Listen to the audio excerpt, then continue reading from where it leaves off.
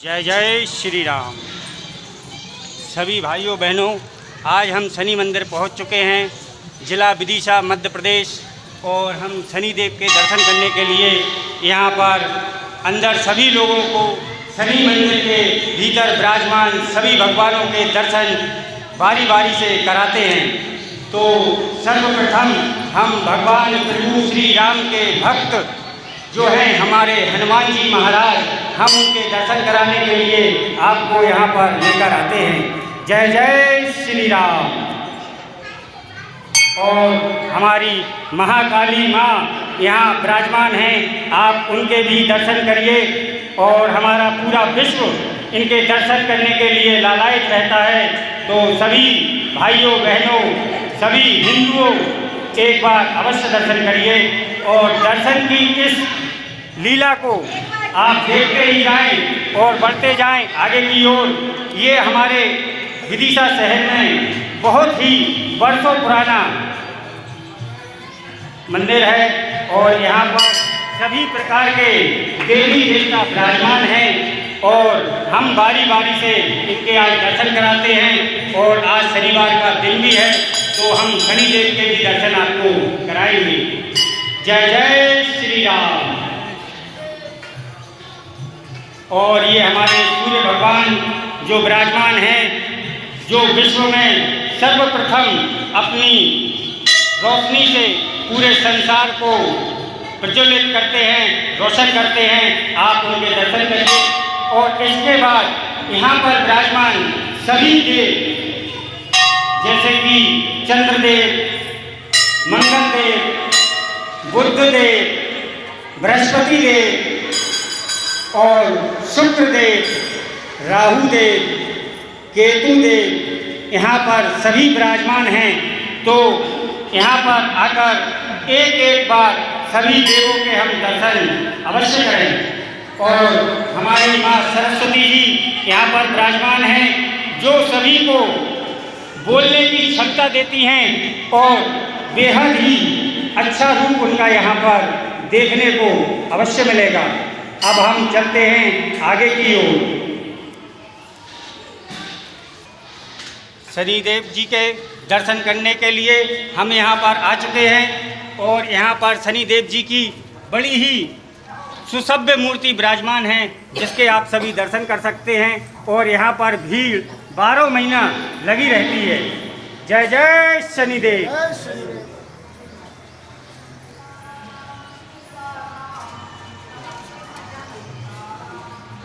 और यहाँ पर हमारे काले हनुमान जी भी विराजमान हैं।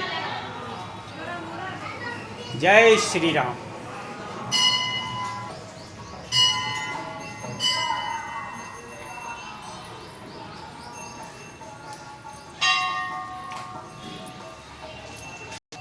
अब हम आगे की ओर बढ़ते हैं तो यहाँ पर पूजा के लिए लाइन लगी रहती है और यहाँ पर हमारे शनिदेव जी विराजमान हैं और यहाँ पर सभी प्रकार की पूजाएं की जाती हैं।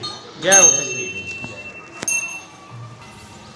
यहाँ पर हमारी धरती माता विराजमान हैं, जिनके ऊपर पूरा संसार विराजमान है। वो धरती माता यहाँ पर हैं, उनकी जरूर पूजा करें। जय हो धरती मैया। और हमारे खाटू श्याम भगवान और शंकर भगवान और सह परिवार के साथ यहाँ पर विराजमान हैं। जय हो भोले भंडारी। तो कोई भी काम शुरू करने के पहले हम भगवान का नाम अवश्य लें। और सभी लोग जिनके कानों तक मेरी आवाज़ पहुँचे, कृपया वो भी अवश्य भगवान प्रभु श्री राम का नाम लें। क्योंकि भगवान का नाम लेने से और प्रभु श्री राम का नाम लेने से मन में शांति बनी रहती है, सब दुख अपने आप दूर हो जाते हैं। श्री राम जय जय राम। श्री राम जय जय राम। श्री राम जय जय राम। श्री राम जय जय राम।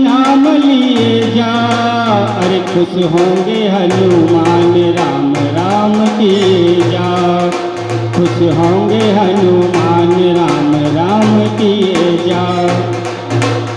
लिखा था राम नाम वो पत्थर भी डर गए, लिखा था राम नाम वो पत्थर भी डर गए, किए राम से जो गैर जीते जी वो मर गए, किए राम से जो गैर जीते जी वो मर गए।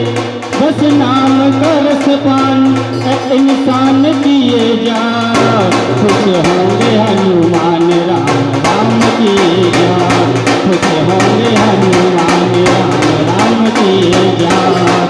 अरे राम के नाम की धुन पे नाचे हो करके मत वाला, बजरंगी का इस दुनिया में कोई न देखा वाला, जो भी हनुमत के दर पे आता उसका संकट टाला।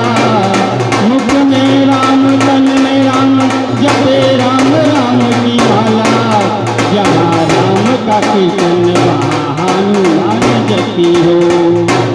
गोदी में गणपति को ले पार्वती हो, सिया राम की कृपा से 100 साल जिए जा, सिया राम की कृपा से 100 साल जिए जा।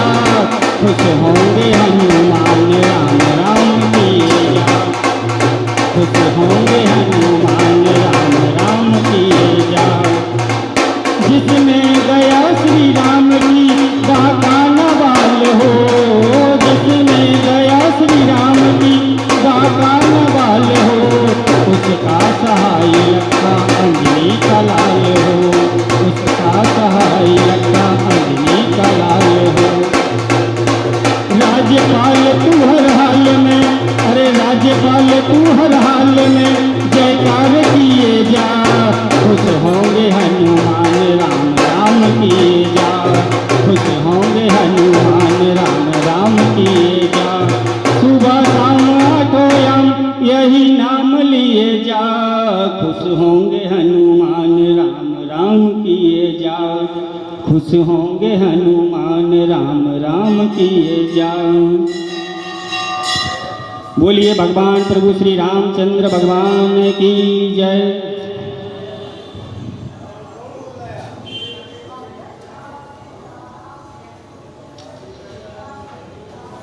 जरा देर ठहरो राम,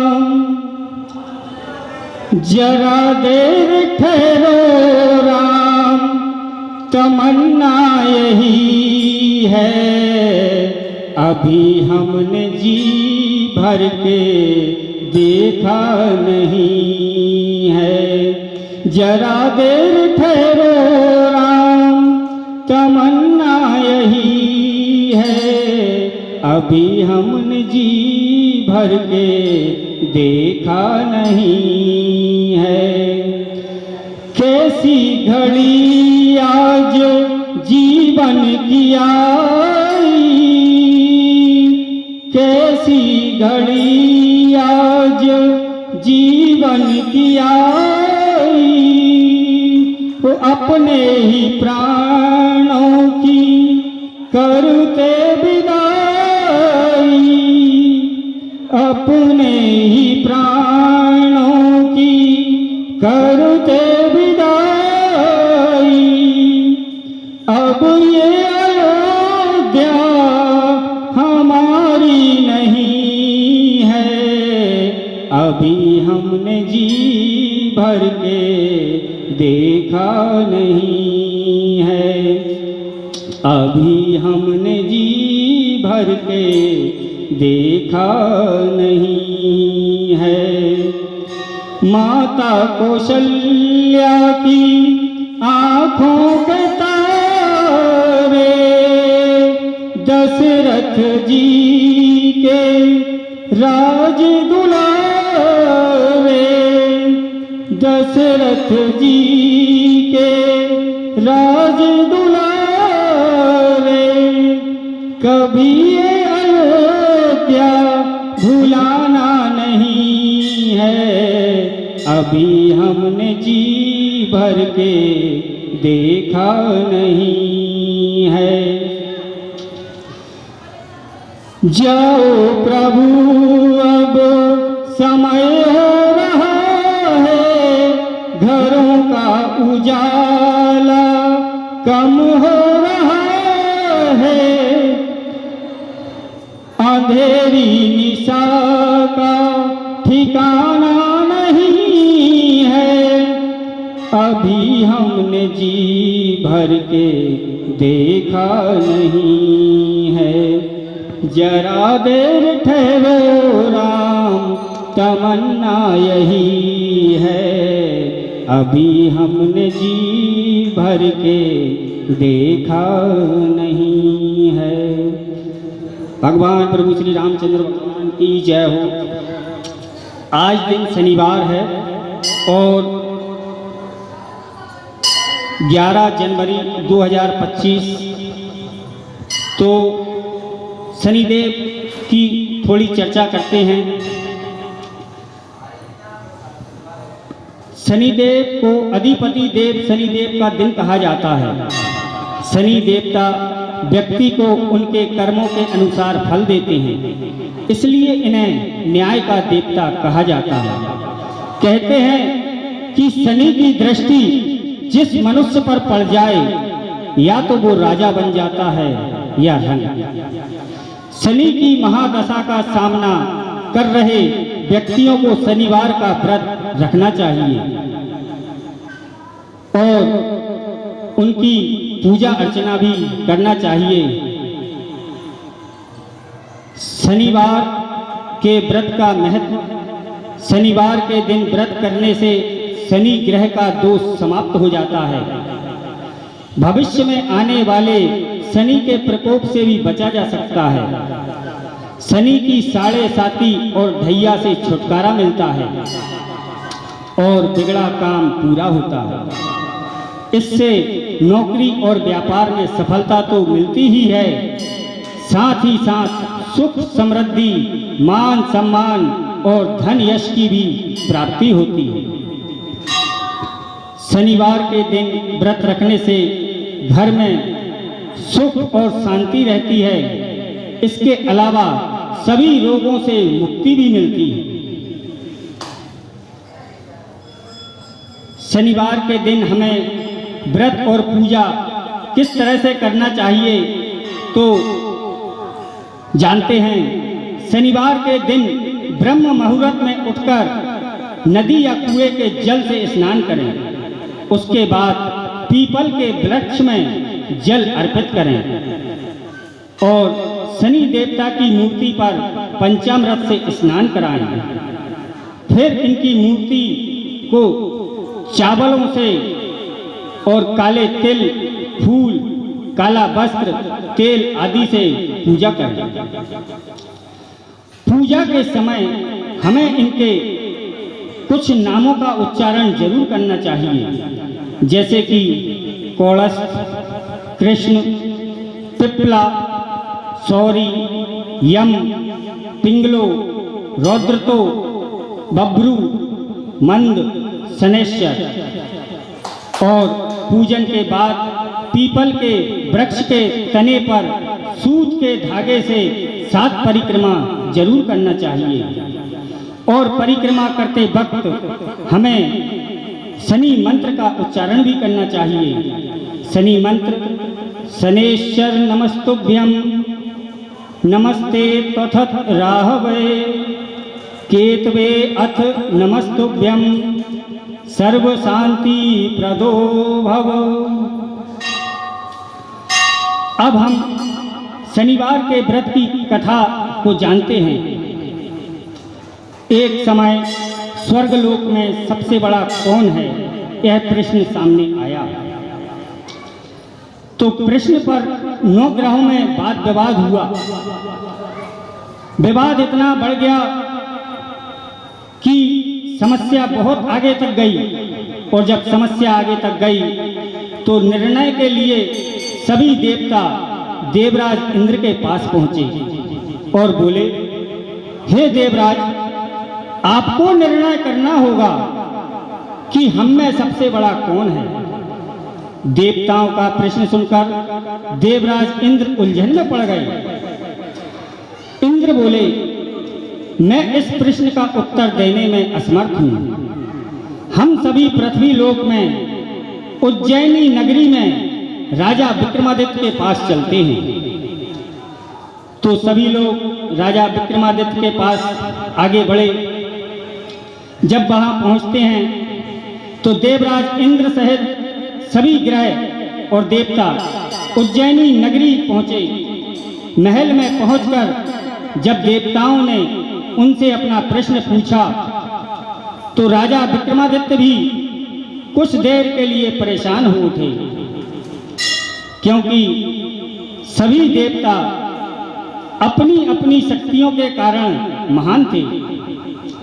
किसी को भी छोटा या बड़ा कह देना उनके क्रोध के प्रकोप से भयंकर हानि पहुंच सकती थी, इसलिए उन्होंने किसी को छोटा या बड़ा नहीं बताया।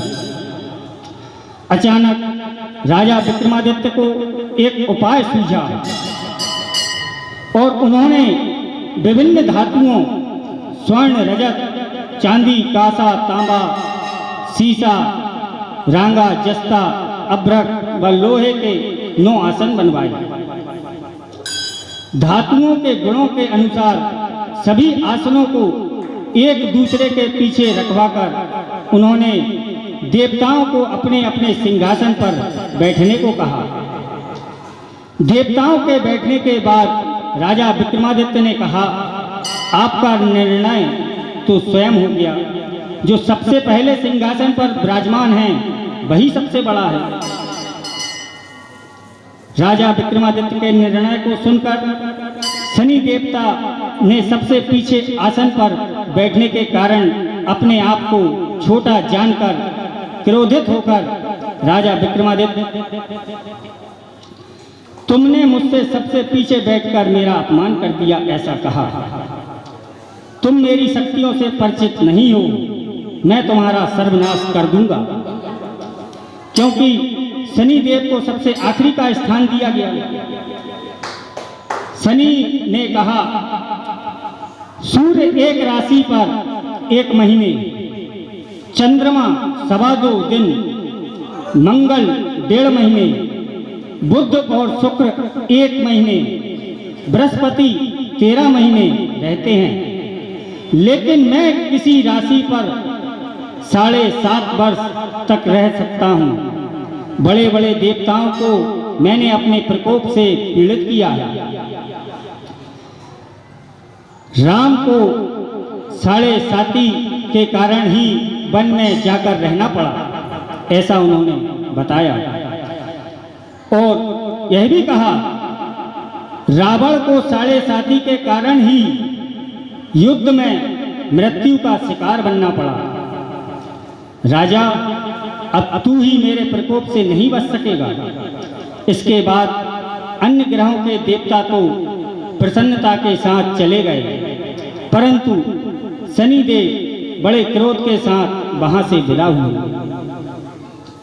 राजा विक्रमादित्य पहले की तरह ही न्याय करते रहे। उनके राज्य में सभी स्त्री पुरुष बहुत आनंद से जीवन यापन कर रहे थे। कुछ दिन ऐसे ही बीत गए।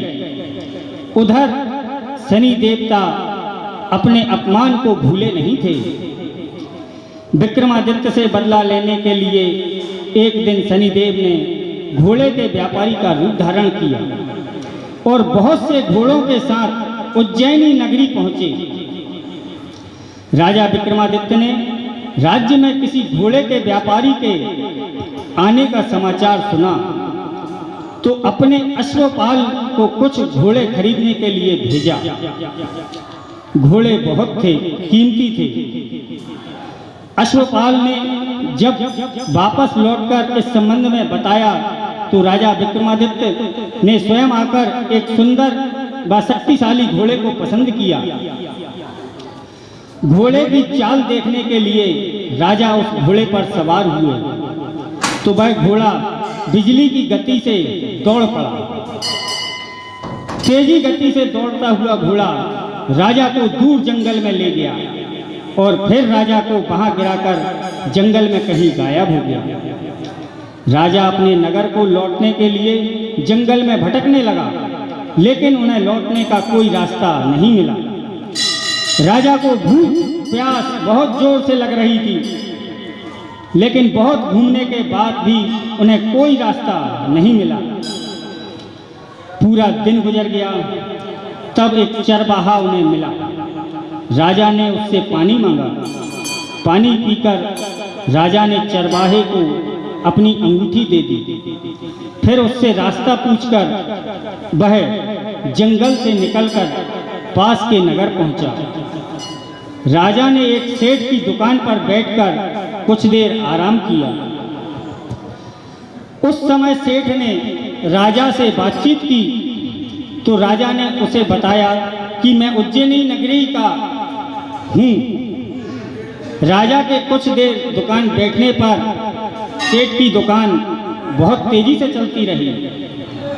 सेठ ने राजा को बहुत भाग्यवान समझा और खुश होकर अपने घर पर भोजन के लिए ले गया।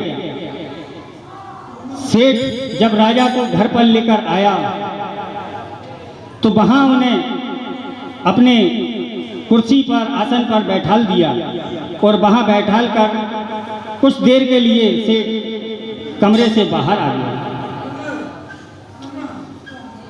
तभी एक आश्चर्यजनक घटना घटी। राजा को देखते देखते एक सोने का हार खूंटी पर टंगा हुआ था। वह हार धीरे धीरे खूंटी ने निगल लिया।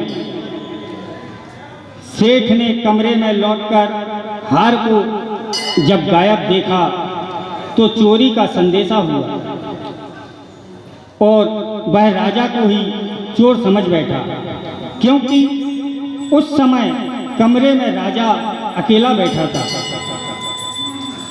सेठ ने अपने नौकरों से कहा कि इस परदेसी को रस्सियों से बांधकर नगर के राजा के पास ले चलो। राजा ने विक्रमादित्य से हार के बारे में पूछा तो उसने बताया कि उसके देखते ही देखते खूंटी हार को निगल गई। इस पर राजा ने क्रोधित होकर चोरी करने के अपराध में विक्रमादित्य के हाथ पांव काटने का आदेश दे दिया। राजा विक्रमादित्य के हाथ पांव काटकर उसे नगर की सड़क पर छोड़ दिया गया। कुछ दिन बाद एक तेली उसे उठाकर अपने घर ले आया और उसे अपने कोलू पर बैठा दिया। राजा आवाज देकर बैलों को हाँकता रहता। इस तरह तेली का बैल चलता रहता और राजा को भोजन मिलता रहता। शनि के प्रकोप के कारण 7.5 पूरी होने पर वर्षा ऋतु प्रारंभ हुई। राजा विक्रमादित्य एक रात मेघ मल्लार गा रहा था कि तभी नगर के राजा की लड़की राजकुमारी मोहिनी रथ पर सवार उस तेली के घर के पास पहुंची। उसने मेघ मल्लार सुना तो उसे बहुत अच्छा लगा और दासी को भेजकर गाने वाले को बुला लाने को कहा। दासी ने लौटकर राजकुमारी को अपंग राजा के बारे में सब कुछ बता दिया। राजकुमारी उसके मेघ मल्लार से बहुत मोहित हुई, अतः उसने सब कुछ जानकर भी अपंग राजा से विवाह करने का निश्चय कर लिया। राजकुमारी ने अपने माता पिता से जब यह बात कही तो वे हैरान रह गए।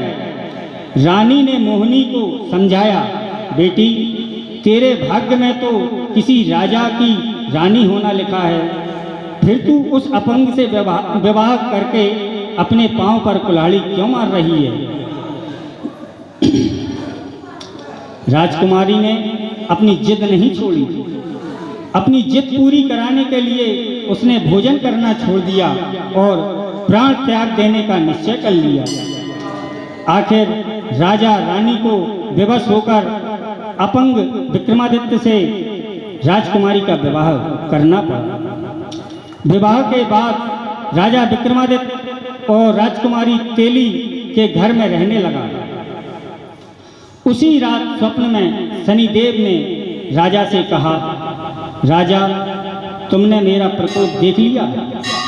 मैंने तुम्हें अपने अपमान का दंड दिया है। राजा ने शनिदेव से क्षमा करने को कहा और प्रार्थना की, हे शनिदेव, आपने जितना दुख मुझे दिया है अन्य किसी को मत देना। शनिदेव ने कुछ सोचकर कहा, राजा, मैं तुम्हारी प्रार्थना स्वीकार करता हूँ।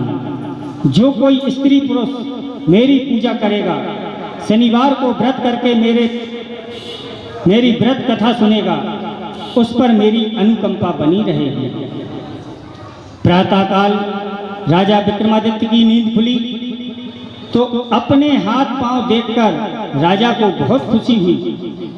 जो उसके हाथ पांव कट चुके थे वो वापस आ गए। उसने मन ही मन शनिदेव को प्रणाम किया। राजकुमारी भी राजा के हाथ पांव सही सलामत देखकर आश्चर्य में डूब गई।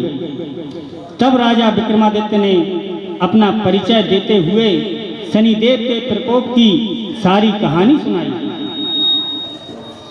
सेठ को जब इस बात का पता चला तो दौड़ता हुआ तेली के घर पहुंचा और राजा के चरणों में गिरकर क्षमा मांगने लगा।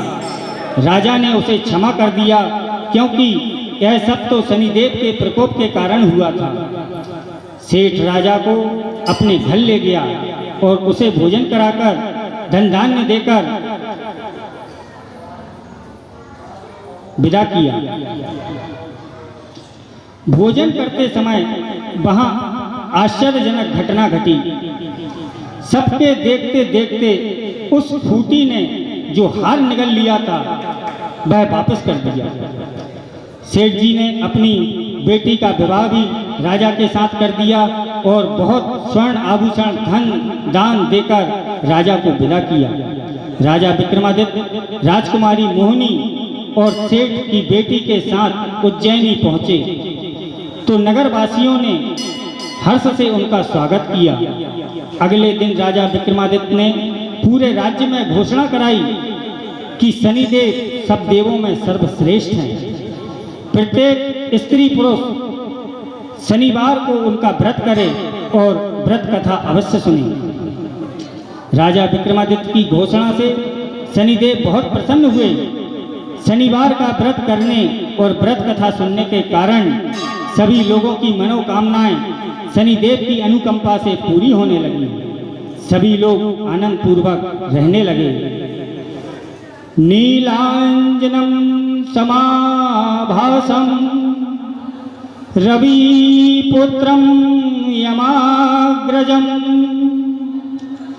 छाया मातंड संभूतम तम नमामि शनैश्चरम्। बोलिए शनिदेव महाराज की जय।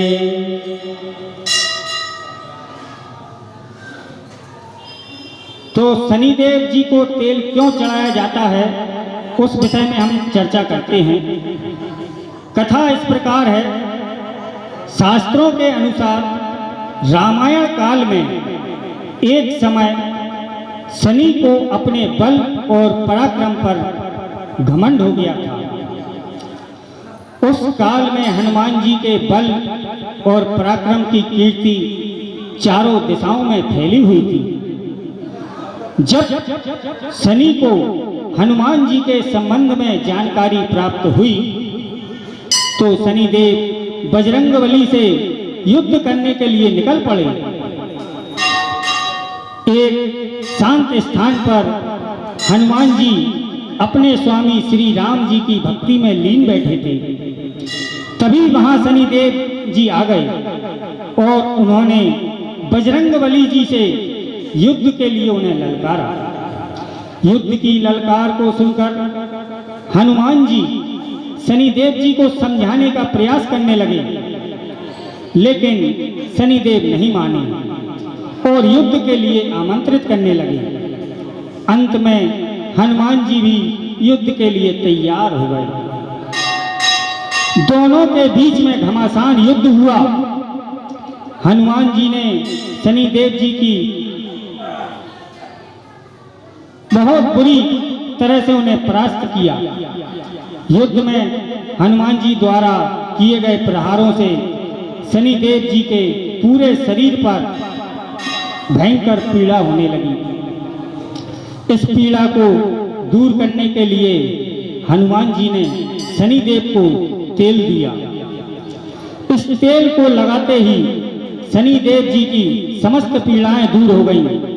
तभी से शनिदेव जी को तेल अर्पित करने की परंपरा प्रारंभ हुई। शनिदेव जी पर जो भी व्यक्ति तेल अर्पित करता है उसके जीवन की समस्त परेशानियां दूर हो जाती हैं और धन का अभाव खत्म हो जाता है। जबकि एक अन्य कथा के अनुसार भगवान की सेना ने सागर सेतु बांध लिया, तब राक्षस इसे हानि पहुंचाने के लिए गए। उसके लिए पवन सुत हनुमान को उनकी देखभाल की जिम्मेदारी सौंपी गई। जब हनुमान जी शाम के समय अपने इष्ट देव राम के ध्यान में मग्न थे, तभी सूर्यपुत्र शनि ने अपना काला क्रूर चेहरा बनाकर क्रोधपूर्ण कहा, हे बानर, मैं देवताओं में शक्तिशाली शनि हूँ। सुना है तुम बहुत बलशाली हो। आंखें खोलो और मेरे साथ युद्ध करो। मैं तुमसे युद्ध करना चाहता हूँ। इस पर हनुमान जी ने बड़ी ही विनम्रता पूर्वक कहा, इस समय मैं अपने भगवान प्रभु को, श्री राम को याद कर रहा हूँ। आप मेरी पूजा में विघ्न मत डालिए। आप मेरे आदरणीय हैं, कृपा करके आप यहाँ से चले जाइए। जब शनिदेव लड़ने पर उतर आए तो हनुमान जी ने अपनी पूंछ में लपेटना शुरू कर दिया। फिर उन्हें कसना प्रारंभ कर दिया और जोर लगाने पर भी शनिदेव उस बंधन से मुक्त नहीं हो पाए। हनुमान जी ने फिर सेतु की परिक्रमा कर शनिदेव के घमंड को तोड़ने के लिए पत्थरों पर पूंछ को झटका दे देकर पटकना शुरू कर दिया। इससे शनिदेव का शरीर लहूलुहान हो गया, जिससे उनकी पीड़ा बढ़ती गई। तब शनिदेव ने हनुमान जी से प्रार्थना की कि मुझे बंधन मुक्त कर दीजिए, मैं अपने अपराध की सजा पा चुका हूँ, फिर मुझसे ऐसी गलती नहीं होगी। तब हनुमान जी ने जो तेल दिया उससे शनिदेव जी के सारे घाव सही हो गए और शनिदेव जी की पीड़ा मिट गई। उसी दिन से शनिदेव जी को तेल चढ़ाया जाता है, जिससे उनकी पीड़ा शांत हो जाती है और वे प्रसन्न हो जाते हैं। बोलिए शनिदेव महाराज की जय, हनुमान जी महाराज की जय, भगवान प्रभु श्री रामचंद्र भगवान की जय। जय गणेश गिरिजा सुबन, मंगल करण कृपाल, दीनन के दुख दूर करी, कीजे नाथ निहाल। जय जय श्री शनिदेव प्रभु, सुनहु विनय महाराज, करहु कृपा हे रवि तनय, राखहु जन की लाज। बोलिए शनिदेव महाराज की जय। जयति जयति शनिदेव दयाला, करत सदा भक्तन प्रतिपाला, चारि भुजा तनु श्याम विराजे, माथे रतन मुकुट छवि साजे, परम विशाल मनोहर भाला, टेढ़ी दृष्टि भ्रकुटी कुटी बिकराला। कुंडल श्रवण चमा चम चमके, हिये माल मुक्तन मणिदम के। कर में गदा त्रिशूल कुठारा, पल बिच करे आरही संघारा। पिंगल कृष्णो छाया नंदन, यम कौलस्थ रौद्र दुख भंजन। शौरी मंद सनि दस नामा, भानुपुत्र पूजहि सब कामा। जा पर प्रभु प्रसन्न है जाहि, रंकहु राव करे छल माहि। पर्वतहु तृण होई निहारत, तृणहु को पर्वत करि डारत। राज मिलत वन राम ही लीन्यो, के कही कीमति हरि लीन्यो। बनहु में मृग कपट दिखाई, मातु जानकी गई चुराई। लख नहीं शक्ति विकल करि डारा, मचिगा दल में हाहाकारा। रावण की गति मति बोराई, रामचंद्र सो बैर बढ़ाई। दियो कीट करि कंचन लंका, बजि बजरंग वीर की डंका। नप विक्रम पर तुहि पगुधारा, चित्र मयूर निगली गए हारा। हार 9 लखा लाग्यो चोरी, हाथ पैर डरवायो तोरी। भरी दशा निकृष्ट दिखायो, तेलहि घर कोलू चलवायो। विनय राग दीपक मैं कीनो, तब प्रसन्न प्रभु है सुख दीन्यो। हरिश्चंद्र नृप नारी बिकानी, आपहु भरे डोम घर पानी। तैसे नल पल दशा सिरानी, भूंजी मीन कूद गई पानी। श्री शंकर ही गहो जब जाई, पार्वती सो सती कराई। तनिक बिलोकत ही करि दीसा, नभ उड़ जयो गौरी सुत सीसा। पांडव पर भय दशा तुम्हारी, बची द्रौपदी होती उधारी। कौरव के भी गति मदी मार्यो, युद्ध महाभारत करि डार्यो।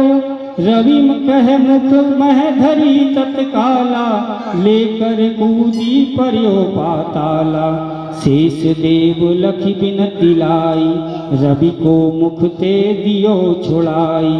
वाहन प्रभु के साथ सुजाना, जग दिग्गज गर्दव मृग स्वाना। जम्बुक सिंह आदि नटधारी, सोफल ज्योतिष कहत पुकारी। गजवाहन लक्ष्मी ग्रह आवे, हाय ते सुख संपत्ति उपजावे।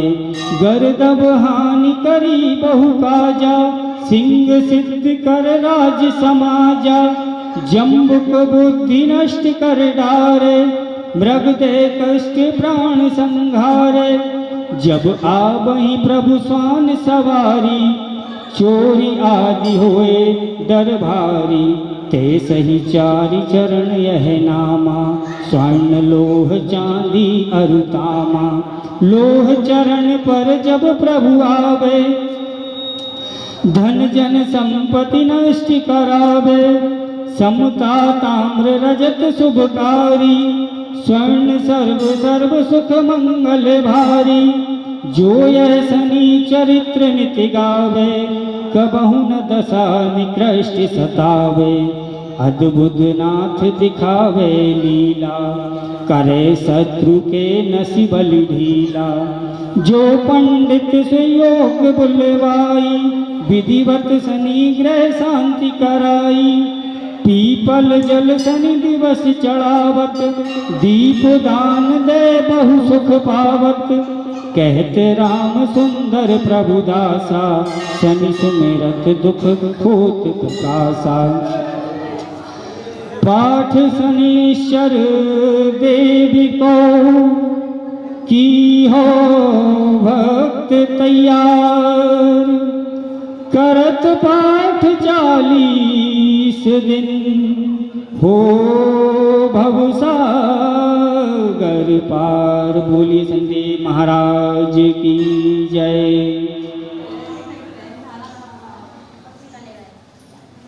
हमें शनिदेव जी के कुछ मंत्रों का भी उच्चारण करना चाहिए। ओम शं शनिश्चराय नमः। ओम शं शनिश्चराय नमः।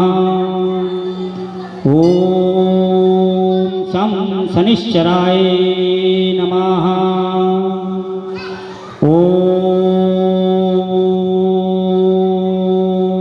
प्रां प्रीं प्रौं शनिश्चराय नमः।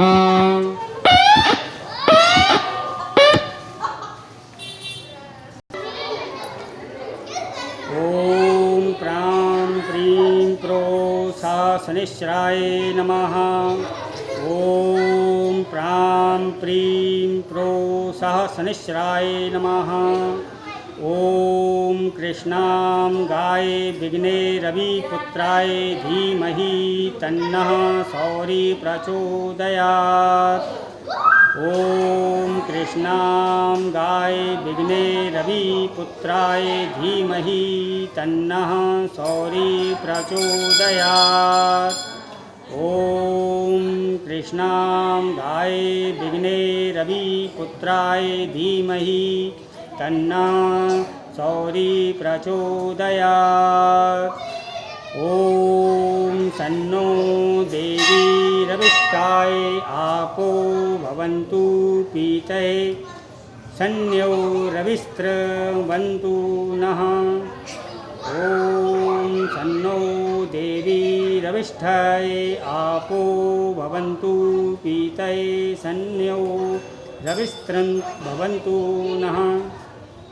ओम काकध्वजाय विघ्ने खण्डगहस्ताय धीमहि तन्नो मन्दः प्रचोदयात्। ओम काकध्वजाय विघ्ने खड्गहस्ताय धीमहि तन्नो मन्दः प्रचोदयात्। ओम शनिश्चराय विद्महे छायापुत्राय धीमहि तन्नो मन्दः प्रचोदयात्।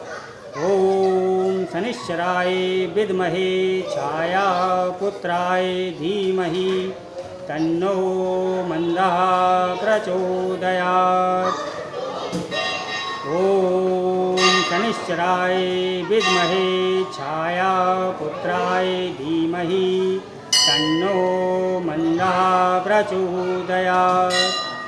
कौलस्थ पिंगलो बभ्रो कृष्णो रौंदत्को यमः सौरी शनिश्चराय मन्दः पिप्पलादेन संस्तुतः। ओम नीलांजनं समाभासं रविपुत्रं यमाग्रगजं छायामार्तण्डसम्भूतं तं नमामि शनिश्चराय। ओम शं शनिश्चराय नमः। ओम शं शनिश्चराय नमः। ओम शं शनिश्चराय नमः।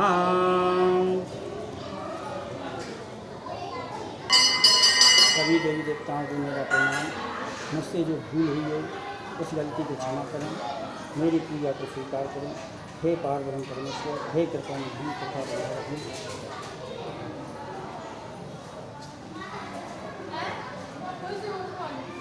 पंडित जी जय श्री राम। विदिशा जिला मध्य प्रदेश। ये कौन सा एरिया कहलाता है? ये नवग्रह शनि मंदिर एरिया है, चरण तीर्थ धाम। चरण तीर्थ धाम कहलाता है। हाँ। और ये हमारे पंडित जी का स्थान है। जय श्री राम। साथियों, सभी लोग चरण तीर्थ धाम पर जरूर आएं और एक बार यहाँ के दर्शन करें। और यहाँ पर ही हमारी ये बैतवा मैया भी हैं और ये चारों तरफ मंदिर प्रांगण है। तो जय हिंद, जय श्री राम, जय जय श्री राम।